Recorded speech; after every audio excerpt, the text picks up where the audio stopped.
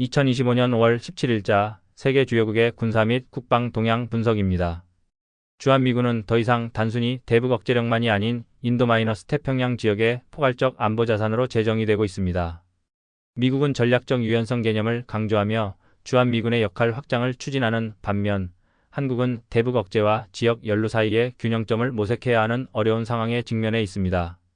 북한은 핵미사일 개발과 함께 재래식 전력의 현대화에도 집중하며 비대칭 전력을 강화하고 있습니다.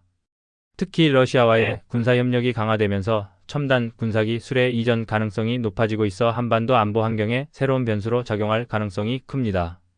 국내에서는 이러한 북한의 군사력 증강에 대응하여 전시작전권 전환 문제, 모병제 도입 논의, 병력 감소에 따른 첨단 무기체계 도입 필요성 등 다양한 국방 이슈들이 활발하게 논의되고 있습니다. 일본은 헌법의 평화 조항을 유지하면서도 실질적인 방위 교리의 대전환을 추진하고 있습니다. 적극적 평화주의를 넘어적 기지 공격 능력 확보, 원거리 타격 능력 강화 등 공세적 방위 전략으로 전환하는 모습을 보여주고 있습니다.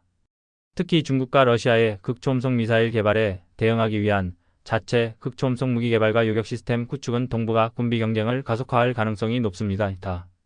중국은 시진핑 주석의 강력한 군 현대화 드라이브 아래 2027년까지 세계적 수준의 군대를 목표로 첨단 무기체계 개발과 군사훈련을 강화하고 있습니다.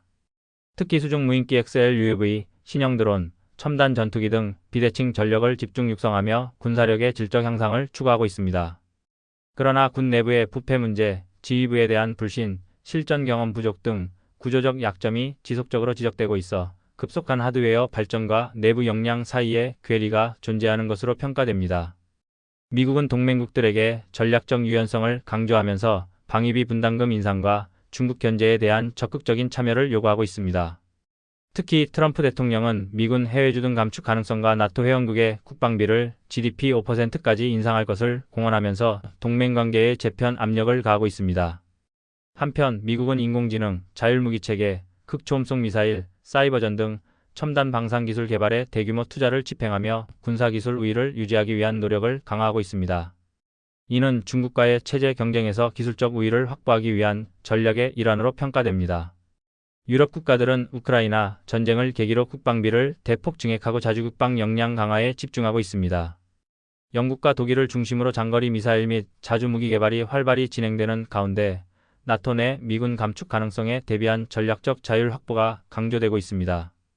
한편 튀르키예 등은 우크라이나-러시아 평화협상 중재자로서의 역할과 이란-유럽 핵협상을 통해 지정학적 위상 강화를 모색하고 있으나 러시아-우크라이나 분쟁은 여전히 교착 상태에 머물러 있습니다. 글로벌 군사기술은 인공지능, 무인체계, 극초음속 무기, 사이버 우주 역량을 중심으로 급속히 발전하고 있습니다.